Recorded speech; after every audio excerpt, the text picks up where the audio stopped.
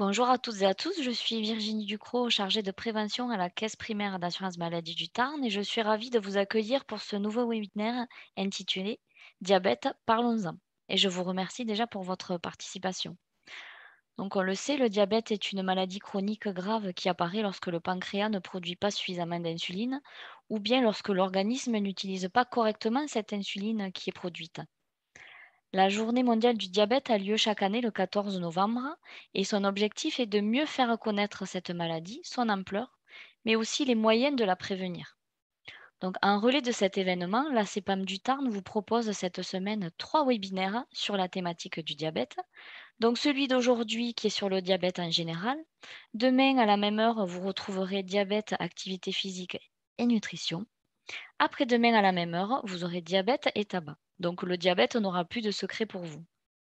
Pendant cette présentation qui va durer à peu près 20 minutes, vos micros seront coupés, mais vous pouvez toutefois interagir avec nous via l'onglet Discussion qui est matérialisé par une bulle de conversation sur votre écran et nous aurons toutes vos questions ou tout ce que vous avez à nous dire dans le chat, dans le fil de conversation. À la fin de l'intervention, nous répondrons à toutes vos questions. Sachez aussi que dès demain, vous retrouverez en ligne le replay de ce webinaire sur la chaîne YouTube de l'assurance maladie du Tarn, ainsi que tous les replays des webinaires à venir et qui ont déjà été organisés. Donc n'hésitez pas à aller les consulter. Je vais maintenant laisser la parole à Emmanuelle Corbière, qui est infirmière conseillère en santé au service SOFIA de l'assurance maladie du Tarn. Et moi, je vais vous dire à tout à l'heure. N'hésitez pas à poser toutes vos questions à laquelle nous répondrons à la fin de l'intervention. Merci, à tout à l'heure. Merci Virginie. Bonjour à toutes et à tous. Bienvenue à ce webinaire sur le diabète. Le diabète est une maladie importante, donc parlons-en. Donc, je suis Emmanuelle Corbière, infirmière conseillère en santé au service SOFIA. Je vous expliquerai dans une partie de ce webinaire ce qu'est ce service. Donc, le diabète, parlons-en. Donc, dans ce webinaire, on va parler du diabète, ce que c'est, des examens recommandés et des complications qui sont liées au diabète. On verra quels sont les traitements du diabète également et on parlera effectivement du service SOFIA dans une quatrième partie. Le diabète, qu'est-ce que c'est? Le diabète, c'est une maladie chronique silencieuse, caractérisée par un excès de sucre dans le sang, lié à un dysfonctionnement du pancréas. Donc, le déséquilibre du diabète peut entraîner des complications. Il est important d'en tenir compte. On peut vérifier l'équilibre du diabète, mais on y reviendra dans un moment, sur la mesure de l'hémoglobine glyquée par prise de sang, qui est une moyenne des glycémies sur les 3 derniers mois. L'objectif de l'hémoglobine glyquée se situe en général entre 6 et 7%, mais votre médecin, après, suivant votre santé, suivant vos aptitudes physiques, votre santé en général, peut vous fixer un objectif beaucoup plus personnalisé.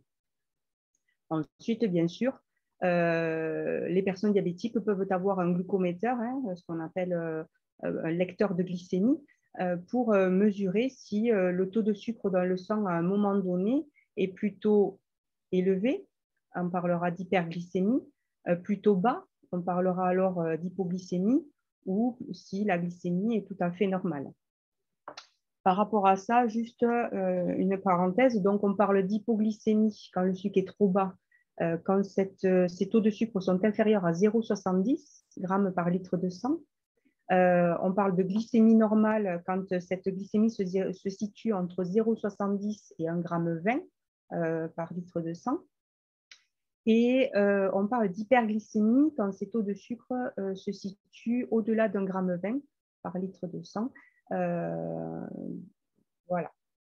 Donc, c'est la glycémie à un moment donné et l'hémoglobine glyquée qu'on appelle plus communément HbA1c, qui est vraiment la moyenne sur les 3 mois et vraiment leur chiffre de référence pour mesurer l'équilibre du diabète. Donc, ce diabète, finalement, il touche environ 3,5 millions de personnes en France, enfin, En tout cas, c'est 3,5 millions de personnes qui sont traitées pour le diabète, parce qu'il y a des personnes qui peuvent être encore sous régime alimentaire. On va le voir dans un instant. On distingue en règle générale deux types de diabète, le diabète de type 1 et le diabète de type 2. Donc, chez la personne diabétique, on l'a vu ensemble, le sucre est apporté par les aliments, ça reste dans le sang au lieu de pénétrer dans les cellules pour y être transformé en énergie ou stocké. Et donc, ce défaut de fonctionnement du pancréas peut arriver à différents âges de la vie. Quand le diabète apparaît le plus souvent chez l'enfant, l'adolescent ou le jeune adulte, on parle à ce moment-là de diabète de type 1. Ce diabète de type 1, en général, il apparaît avant l'âge de 20 ans chez des personnes de morphologie relativement normale. C'est une maladie auto-immune où c'est que le traitement d'emblée va être l'insuline parce que c'est un traitement, un pancréas qui ne fonctionne plus. En parallèle, il y a le diabète de type 2 qui apparaît chez l'adulte au-delà de 40 ans en général. Ce sont des personnes qui souvent sont en surpoids. C'est une découverte fortuite, c'est souvent au détour d'une prise de sang et un bilan qui est prescrit par votre médecin traitant. Il peut avoir une origine familiale, hein, il y a des familles de diabétiques, donc il peut y avoir un caractère héréditaire. Et les traitements, ce n'est pas d'emblée l'insuline, là, il va y avoir plusieurs variantes de traitement. On les verra tout à l'heure. Mais après, l'hygiène de vie est quand même relativement importante, et dans le diabète de type 1 et dans le diabète de type 2. Le traitement médicamenteux, on le verra dans un instant, n'est pas non plus le seul à équilibrer le diabète. Les examens de suivi recommandés et les complications. Alors, par rapport à cette partie, donc le diabète, c'est une maladie silencieuse et les complications du diabète aussi le sont, silencieuses. Donc, il y a des examens réguliers qui sont nécessaires à la fois pour suivre l'évolution du diabète et à la fois pour dépister d'éventuelles complications. En ce qui concerne les complications, plus les complications sont dépistées rapidement et tôt, plus le traitement mis en place est efficace. Une fois que les complications du diabète sont installées, elles sont irréversibles. Les complications liées au diabète ont une origine commune, c'est-à-dire une trop grande quantité de glucose dans le sang. Si les hyperglycémies sont trop fréquentes, c'est-à-dire si le taux de sucre dans le sang est trop élevé, avec le temps, cela a un impact dommageable sur plusieurs organes du corps. Elle se développe silencieusement au niveau du cœur, des artères, des yeux, des reins, des dents, des pieds. Donc, des examens de dépistage sont préconisés. Alors, ce qu'on va retrouver dans les examens de dépistage, c'est des bilans sanguins, déjà, dans un premier temps. Donc, on a vu le dosage de l'hémoglobine glyquée qui est à réaliser au moins tous les 3 mois, enfin au maximum tous les 3 mois. Ce dosage d'hémoglobine glyquée va permettre de suivre l'équilibre du diabète pour justement pouvoir être au plus proche des chiffres cibles et d'écarter les complications. Au-delà de ça, régulièrement, au moins une fois par an, un bilan lipidique comprenant le dosage des taux de cholestérol total, LDL et HDL sont préconisés. Suivre les taux de cholestérol permet de vérifier les risques des maladies coronariennes, puisque le taux de cholestérol entraîne effectivement des formations de plaques d'athérome qui bouchent les artères et peuvent entraîner des pathologies du cœur et des artères. Ensuite, dans les examens préconisés, on retrouve les examens du fond d'œil. L'examen du fond d'œil est préconisé au maximum tous les 2 ans chez la personne diabétique ou un peu plus précisément tous les ans chez le patient qui est traité sous insuline. Ça va permettre de dépister les rétinopathies diabétiques, qui sont des affections oculaires graves dues à un endommagement de la rétine puisqu'en fait, le diabète peut évoluer au niveau des yeux vers une cécité totale. Ensuite, il y a le bilan dentaire qui est préconisé 1 fois par an. Ça consiste à une consultation chez le dentiste, puisque le diabète peut favoriser l'apparition de tartres, notamment. Ça peut atteindre les gencives, ça peut atteindre toute la structure parodontale, et du coup, ça peut amener déchaussement dentaire, infection dentaire plus rapidement. Ensuite, on retrouve l'examen de l'électrocardiogramme, qui est au moins à réaliser également 1 fois par an. Ça permet de mettre en évidence le bon fonctionnement du cœur ou d'identifier effectivement lors de ces enregistrements de l'activité cardiaque des infarctus silencieux ou de prévenir le risque d'AVC. Ensuite, on retrouve le bilan rénal. Le bilan rénal, il va consister, lui, à une analyse d'urine en recherche de microalbuminurie et à une analyse de sang pour le suivi de la créatinine. Ce bilan dentaire, il est également préconisé 1 fois par an pour diagnostiquer les néphropathies diabétiques, qui sont des affections rénales qui peuvent conduire à l'insuffisance rénale chronique que l'on traite par la dialyse, qui peuvent être des traitements très très lourds sur le long terme. Et ensuite, l'examen des pieds. L'examen des pieds consiste à un test au monofilament sous la voûte plantaire que vous fait le médecin traitant. Cet examen est à réaliser également 1 fois par an. Il permet, lui, de diagnostiquer les neuropathies liées au diabète, qui est une atteinte des nerfs périphériques qui peut provoquer des troubles de la sensibilité jusqu'à l'insensibilité totale. Voilà. Donc là, effectivement, on retrouve tout ce panel d'examens de suivi du diabète qui sont pris en charge à 100% par l'assurance maladie dans le cadre d'un diabète déclaré en ALD, en affection de longue durée. Voilà, avec des subtilités au niveau de l'examen des pieds et après tous les soins dentaires, vraiment au niveau prothèse dentaire, il y a des subtilités de remboursement, mais en tout cas, les examens de fond sont pris en charge dans le 100%.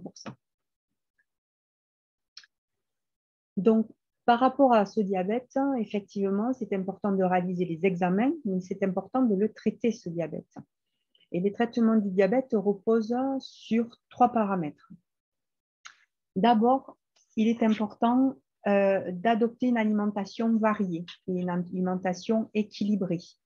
Ça va être une alimentation qui est à la fois riche en légumes, féculents et fruits, avec des proportions relativement normales et pas en trop grande quantité non plus. De limiter la consommation de graisses saturées surtout et de sucre rapide. Donc, ça va être tout ce qui est pâtisserie, charcuterie qui sont à limiter, par exemple, de limiter les boissons à base d'alcool ou de sucre. Bien entendu, l'eau restant la seule boisson indispensable à l'organisme. Voilà, donc une alimentation qui est relativement normale, peu riche, peu grasse et peu sucrée. Ensuite, ce qui est important dans le diabète, c'est en parallèle de démarrer ou de reprendre une activité physique régulière et adaptée. Donc, on entend par activité physique tout ce qui fait bouger dans le quotidien, tout ce qui est le mouvement du corps avec les contractions musculaires. On ne parle pas de performance physique et sportive, mais juste de pouvoir bouger régulièrement. Alors, ce qui est préconisé, c'est 2h30 par semaine, soit l'équivalent à peu près de 30 minutes de marche soutenue par jour. Donc après, ça peut être des activités du quotidien, les tâches à la maison, du jardinage, des activités de loisirs, voilà, tout ce qui vous amène à bouger dans votre quotidien. Et ensuite, bien sûr, l'équilibre du diabète va reposer sur le traitement que vous prescrit votre médecin. Le traitement médicamenteux peut être pris par voie injectable comme par voie orale, mais en tout cas, il est important de suivre les posologies prescrites par votre médecin. Donc, il n'y a pas de traitement unique contre le diabète, mais c'est un ensemble de mesures qui composent le traitement antidiabétique. Si on enlève un de ces 3 paramètres, on crée le déséquilibre du diabète. Par rapport au service SOFIA, ben, le service SOFIA, quand votre diabète est diagnostiqué, va être là pour mieux vivre avec le diabète. Alors, le service SOFIA, qu'est-ce que c'est? Ben, si vous êtes diabétique, on vous aide à prendre soin de vous quelque part. Donc, le service SOFIA, c'est un service à part entière de l'assurance maladie qui est mis à disposition des assurés diabétiques ou atteints de maladies chroniques qui dépendent de la branche prévention. Et quelque part, va vous amener, va vous accompagner pour mettre en application les recommandations de votre médecin. Quand le diagnostic de cette maladie tombe, quelque part, on a besoin d'être entouré. Donc, le médecin donne des consignes, mais parfois, tout mettre en place et tout révolutionner dans son quotidien peut être délicat. Donc, le service SOFIA vous écoute et le service SOFIA est là pour vous aider, pour vous soutenir, pour vous informer. Donc, on peut aborder avec vous différentes thématiques, hein, l'activité physique, l'alimentation, les examens médicaux, l'arrêt du tabac. Cette liste finalement, n'est pas très exhaustive, puisqu'on peut aussi parler de l'hémoglobine glyquée, ce que c'est, en quoi ça consiste, ce qui est préconisé. On peut parler du cholestérol, de la tension artérielle, qui est importante aussi à contrôler et à suivre quand on est diabétique.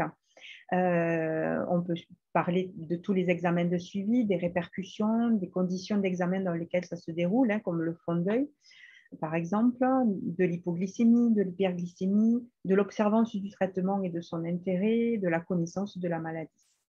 Donc, le service SOFIA est là pour vous accompagner, pour mieux vivre cette maladie chronique. C'est un service qui est personnalisé, on s'adapte en fonction de votre quotidien, on en discute avec vous. C'est un service qui est gratuit et qui est sans engagement. Alors, pour adhérer au service SOFIA, il y a des critères d'éligibilité. Donc, vous êtes susceptible de pouvoir adhérer au service SOFIA si vous êtes diagnostiqué de type 1 ou de type 2. De diabète, si vous avez été identifié par la consommation de soins, c'est-à-dire au moins avoir 3 remboursements de traitements antidiabétiques sur les 12 derniers mois, être déclaré donc en affection de longue durée, avoir plus de 18 ans et avoir déclaré un médecin traitant. Voilà, tous ces critères font que vous êtes susceptible de pouvoir adhérer au service SOFIA et pouvoir bénéficier de cet accompagnement. Alors, le service SOFIA, concrètement, une fois que vous êtes adhérent, une fois que vous êtes inscrit au service, qu'est-ce qui se passe? Vous avez l'accès à un site internet qui s'appelle amélie-sophia.fr. C'est un site d'information qui a été validé sur le diabète, qui traite des complications, des traitements, des examens de suivi, des recettes peuvent être mises à votre disposition sur ce site-là. Ensuite, par voie postale, vous êtes susceptible de recevoir des livrets repères. Alors, il y a toute une collection sur différentes thématiques. Ce sont des livrets qui sont très bien faits, assez concis, avec une information qui est quand même relativement complète. Et ensuite, au-delà de cette collection de livrets repères pratiques, vous êtes à même de recevoir le journal Sophia et vous. C'est un journal qui est édité 4 fois par an, qui vous permet d'avoir accès à des articles, des témoignages sur les avancées aussi, des traitements du diabète, d'avoir de l'information en temps et en heure sur des thématiques et des articles par rapport au diabète et à sa prise en charge. Donc ensuite, le service SOFIA, c'est aussi un accompagnement personnalisé par téléphone. En tant qu'infirmière conseillère en santé, on est susceptible de vous appeler de temps en temps pour assurer avec vous le suivi de votre diabète, discuter des préconisations de votre médecin traitant et vous aider à avoir plus d'informations et plus de soutien à mettre en pratique les conseils de votre médecin au quotidien. Et ensuite, on est susceptible aussi de recevoir vos appels téléphoniques, c'est-à-dire que le service SOFIA est à votre disposition. Vous pouvez téléphoner si vous avez des questions qui sont générées soit par les livrets repères, soit par le journal ou par l'actualité. On est là pour y répondre.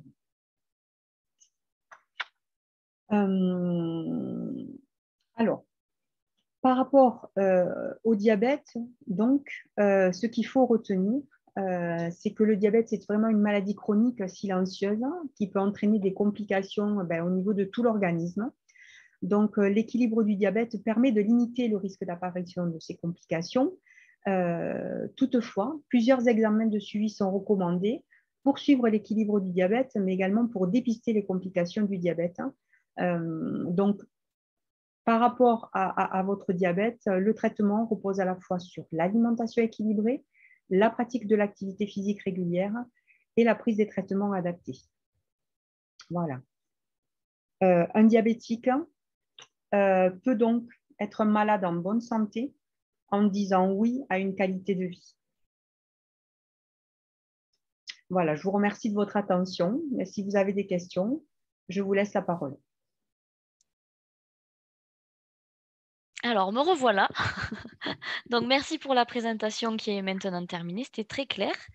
Donc, on va poursuivre par les questions-réponses. Donc, si vous n'avez pas eu le temps de les poser, vous pouvez toujours le faire sur l'onglet discussion, donc la petite bulle de conversation. Et ça viendra dans le chat en temps réel. Donc, nous pourrons y répondre au fur et à mesure. Alors, je vais commencer par la première question.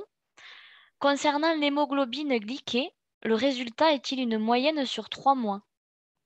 Alors, effectivement, l'hémoglobine glyquée, c'est une moyenne glycémie sur 3 mois. C'est un petit peu comme si il y avait un paramètre d'enregistrement dans votre sang qui fait que à chaque instant et pendant voilà, H24 pendant 3 mois, votre sang enregistre toutes vos glycémies et que cette prise de sang en fait la moyenne de tous ces résultats. Voilà, et il en ressort un pourcentage.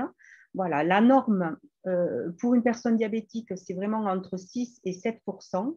Et comme je l'ai dit tout à l'heure, vraiment, le médecin, après, en fonction de votre condition physique, de votre santé, de vos antécédents médicaux, peut fixer vraiment un objectif plus personnalisé. Voilà, je ne sais pas si j'ai répondu à la question. Je pense que oui. Donc, j'ai une autre question concernant l'examen podologique. Est-ce qu'il doit être prescrit par le médecin ou est-ce qu'on peut aller directement chez le podologue sans prescription?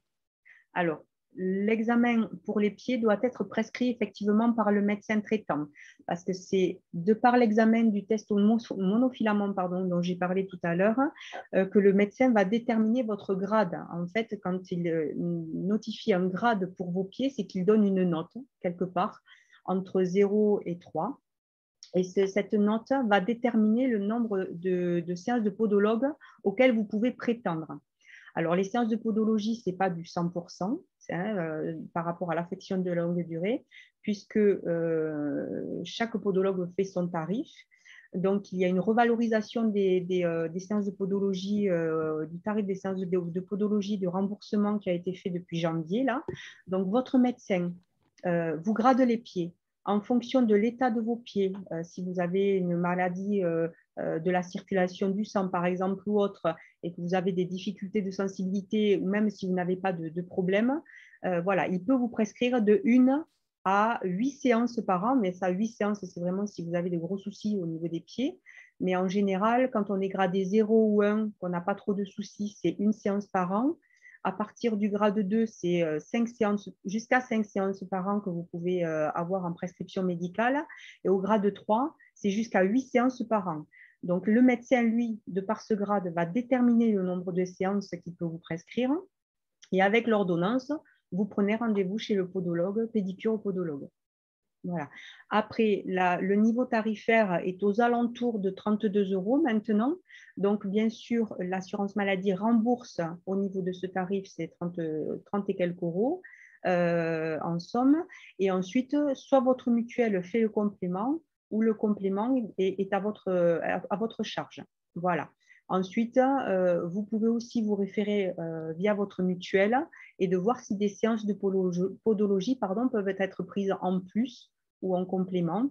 Voilà, si par exemple le médecin vous en prescrit une, mais que vous souhaitez y aller peut-être 2 à 3 fois dans l'année, ben, voyez avec votre mutuelle si effectivement elle peut vous aider à prendre en charge. Alors, j'ai une question qui revient sur la précédente, en fait. Je pense que c'est la personne qui l'avait posée. Donc, si une moitié je suis en hypoglycémie et l'autre en hyperglycémie, le résultat peut être bon, mais erroné du coup, puisque c'était par rapport aux 3 mois de Oui, alors, effectivement, si vous faites beaucoup d'hypoglycémie, ça va faire chuter votre moyenne d'hémoglobine glycée, forcément, hein. Donc là, à ce moment-là, si ces symptômes sont trop fréquents, ou si les hypos autant que les hyper, hein, c'est pareil, si vous faites beaucoup d'hyperglycémie, forcément, votre moyenne va être beaucoup plus haute. Donc, si ces symptômes-là sont trop fréquents, c'est important d'en parler à votre médecin de façon à ce qu'il puisse essayer de trouver l'origine des hypoglycémies. Est-ce que c'est le traitement qui est trop dosé? Est-ce que vous n'avez pas assez de féculents dans votre alimentation? Est-ce que c'est le trop d'activité qu'il faut compenser un petit peu? Voilà. Donc, voir quelles sont les origines, les causes pardon, de l'hypoglycémie ou de l'hyperglycémie. Et à ce moment-là, c'est d'essayer de trouver un juste milieu. Voilà. Donc, effectivement, le trop d'hypo ou le trop d'hyper va fausser un petit peu ces résultats-là. Mais vraiment, si vous ressentez ces symptômes-là, il faut vraiment en parler à votre médecin si c'est trop fréquent. Concernant le service Sophia, si on n'a pas de médecin traitant, est-ce qu'on peut quand même y adhérer? Non, c'est une des conditions. C'est important d'avoir un médecin traitant référent. Ça fait partie des critères d'éligibilité. Merci. Alors j'ai une question sur, la lecture des étiquettes pour acheter des pâtes ou du riz. Mhm. Concernant le sucre, comment on peut savoir, ce qu'il faut prendre finalement? Comment lire les étiquettes?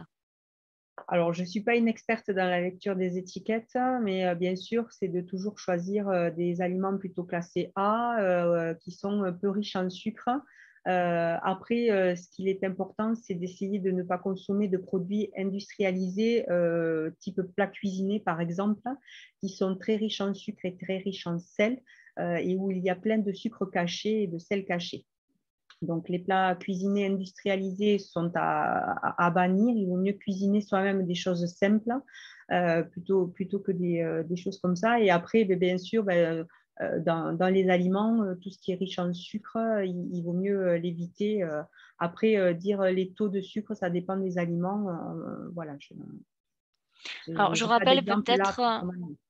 oui, désolée, je Mais il y a rappelle le peut-être, webinaire de demain voilà, c'est peut-être ça, va j'en ai parlé à la présentation. Il y a un webinaire demain à la même heure, donc sur l'activité physique et tout ce qui est alimentation. Donc si vous avez voilà. des questions peut-être, Et il y aura une des infirmières qui est référente en alimentation et qui a une spécialisation et donc qui pourra répondre peut-être un peu plus précisément à cette question. alors si vous pouvez pas y assister, il y aura le replay aussi, le lendemain du webinaire, hein, donc n'hésitez pas à aller le regarder. J'ai une autre question sur l'hémoglobine glyquée. Oui. Donc le résultat doit être de combien en temps normal? Alors, pour une personne non diabétique, ça sera en dessous de 4%. Mais sinon, pour une personne diabétique, c'est entre 6 et 7%. Voilà. Et comme on le disait tout à l'heure, effectivement, ce sont des recommandations internationales hein, qui évoquent cet objectif entre 6 et 7% pour parler d'équilibre optimal du diabète. Cependant, le médecin peut fixer un objectif personnalisé au-delà de 7%, par exemple, parce que ça lui semble plus raisonnable en fonction de l'état de santé du patient et de la situation de la personne. Et cet objectif, il peut évoluer dans le temps pour une même personne. Je vais peut-être donner un exemple concret pour que tout ça soit plus parlant. On diagnostique à une personne un diabète à l'âge de 40 ans, cette personne est en pleine forme physique et a une vie active, fait un petit peu d'activité physique, le médecin, au moment du diagnostic pour cette personne-là, va lui fixer un objectif de 6% d'hémoglobine glyquée. Cette personne, au fur et à mesure de l'âge, son diabète vieillit avec elle et cette personne atteint l'âge de 80 ans. Entre-temps, dans sa vie, elle aura peut-être eu un cancer avec traitement de chimiothérapie, elle aura peut-être fait un infarctus et du coup, cette personne a 60 ans, son médecin va lui dire, bon, ben, au vu de vos antécédents médicaux, on va peut-être mettre en place un objectif plutôt aux alentours de 7%. Et puis, ben, cette personne arrive à 80 ans, mais du coup, elle ne marche plus avec ses antécédents médicaux de cancer et d'infarctus.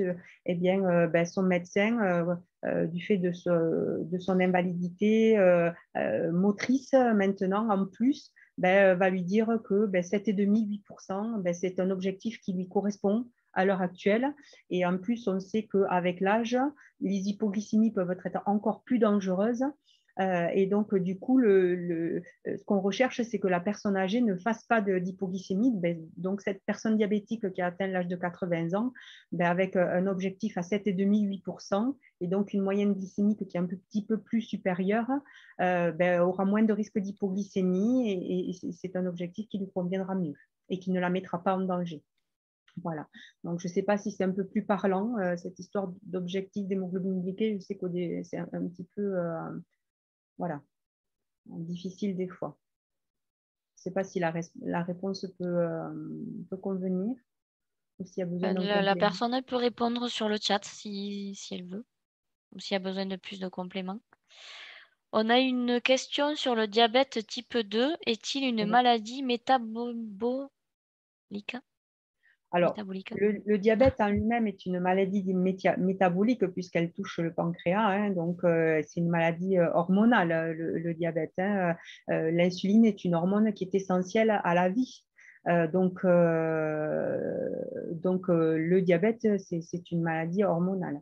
Après, le diabète en soi peut aussi avoir et être influencé par d'autres maladies endocrines comme la thyroïde ou par exemple. Voilà. Mais le diabète en soi, c'est une maladie endocrinienne, une maladie métabolique.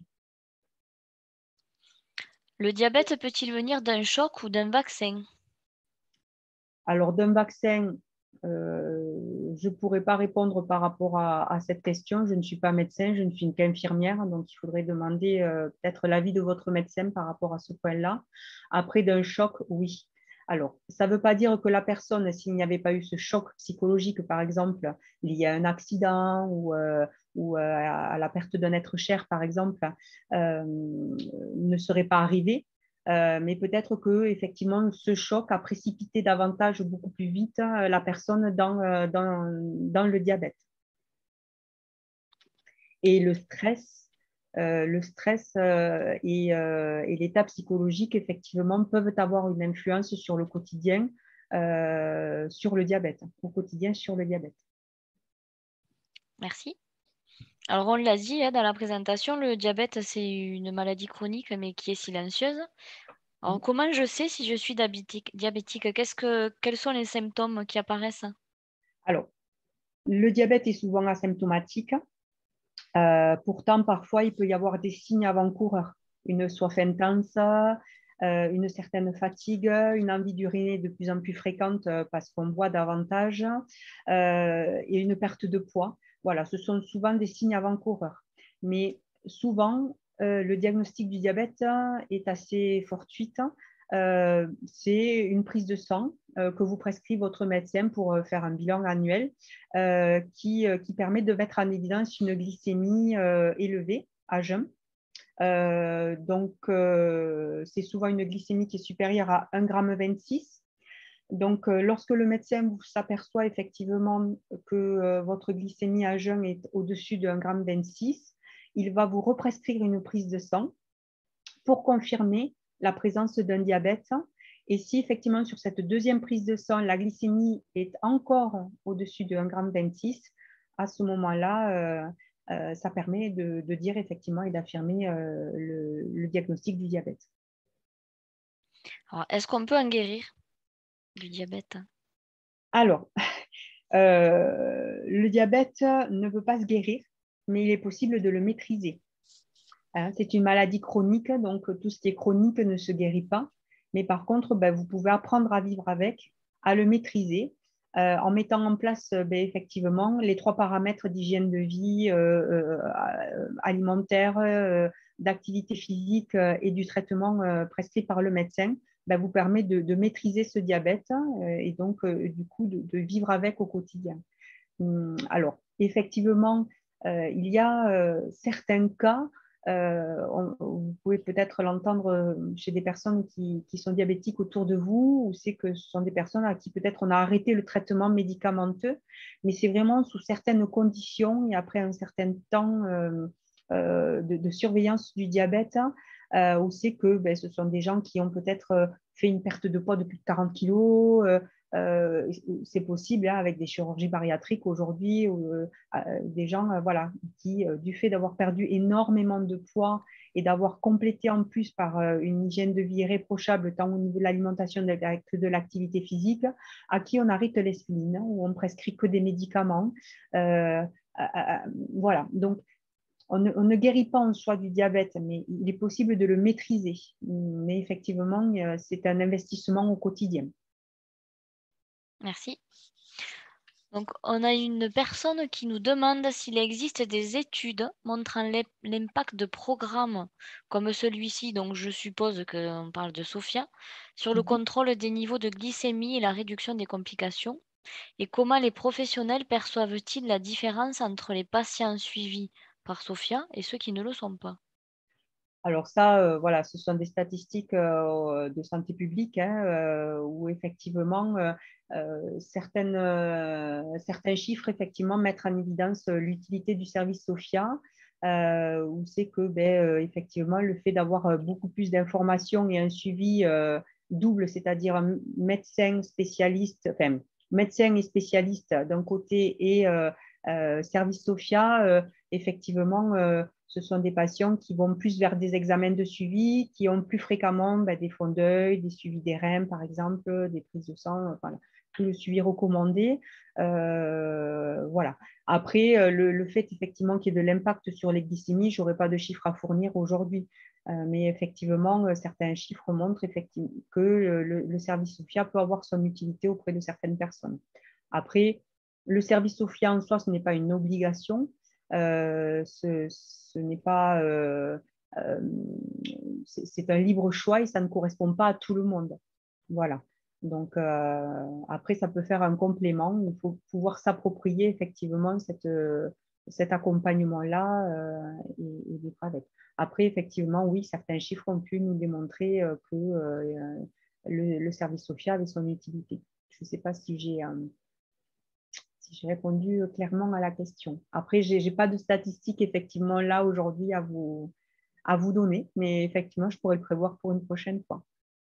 Quoi qu'il en soit, de toute façon, c'est toujours un plus parce que comme on a vu dans la présentation, voilà, il y a des outils, il y a des livrets repères, il y a des journaux, des recettes, le site internet sur lesquels il y a pas mal d'astuces, d'informations. Donc, c'est Oui, et toujours un les plus. infirmières, Voilà, on est là ouais. aussi pour apporter ces informations-là et essayer d'accompagner au mieux et de personnaliser cet accompagnement en fonction de chacun, parce que tout le monde est différent.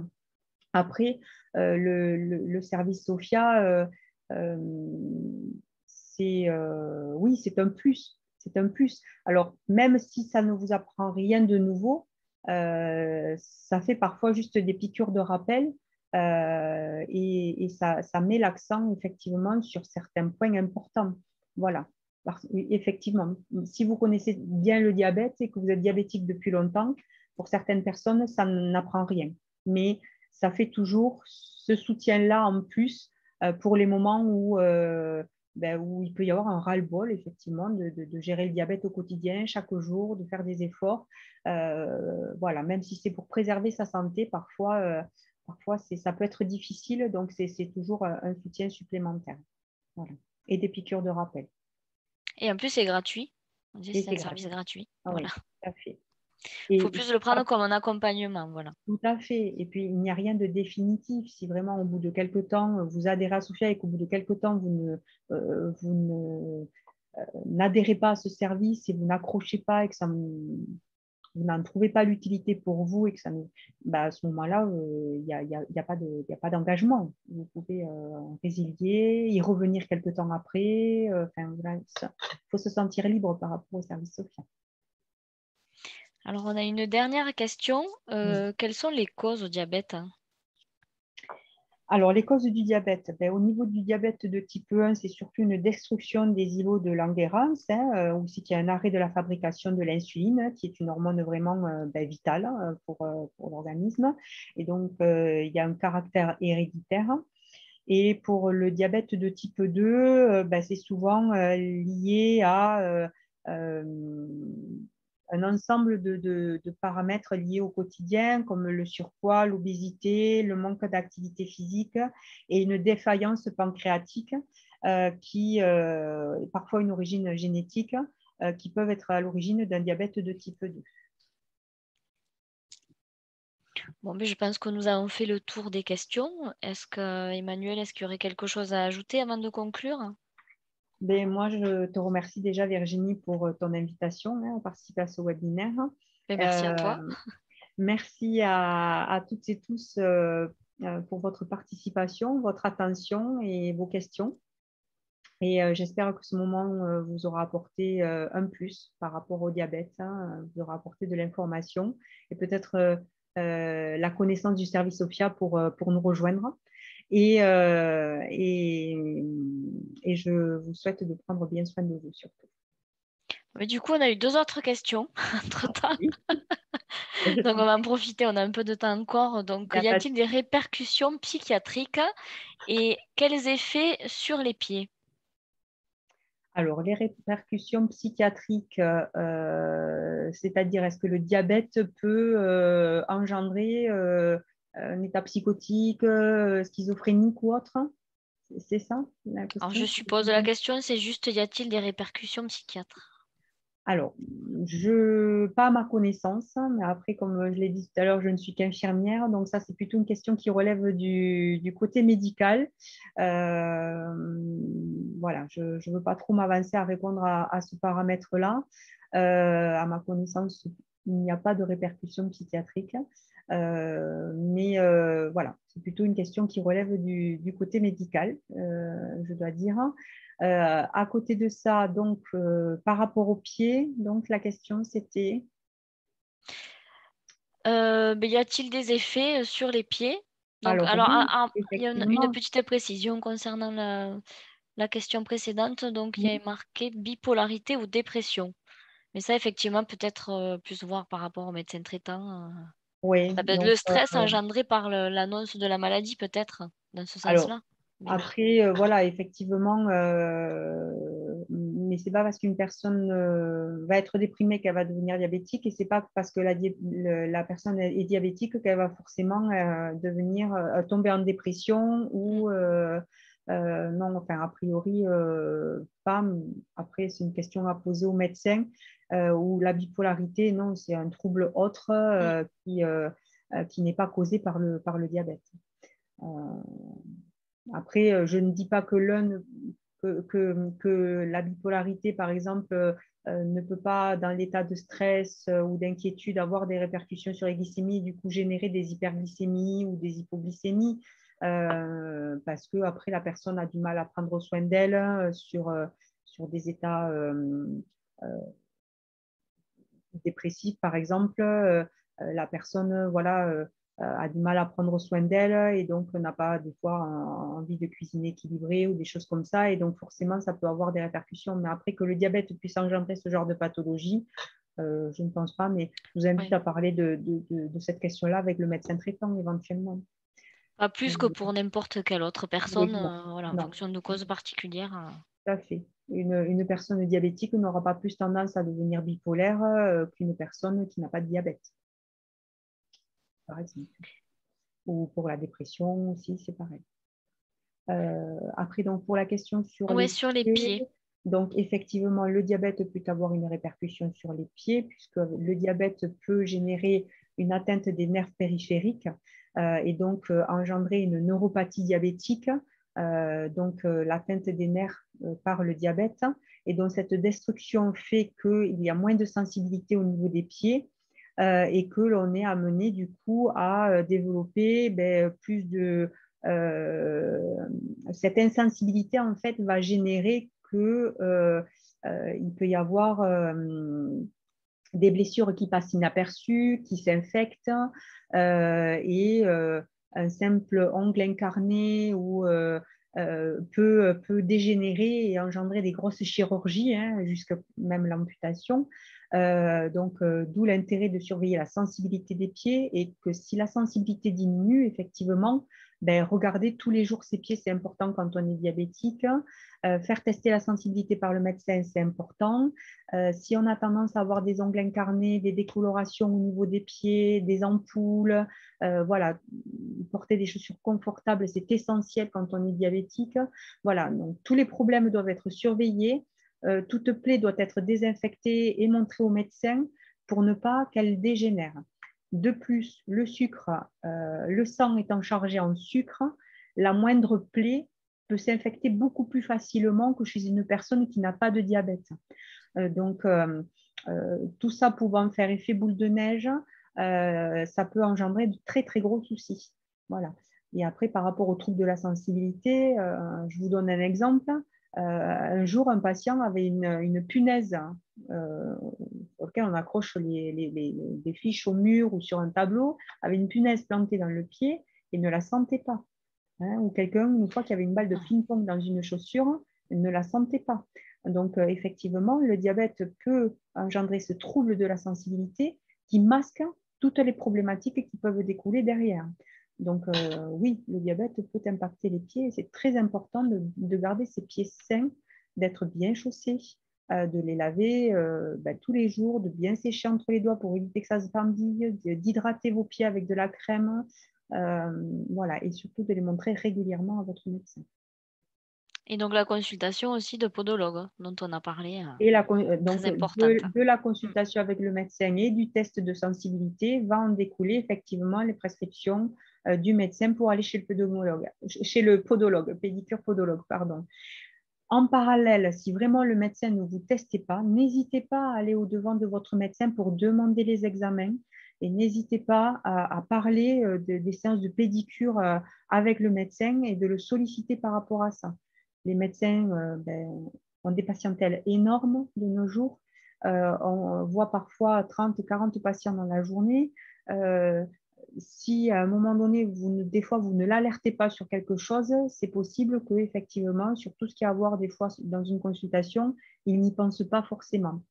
Donc, ils sont préoccupés, ils sont beaucoup pris par le temps.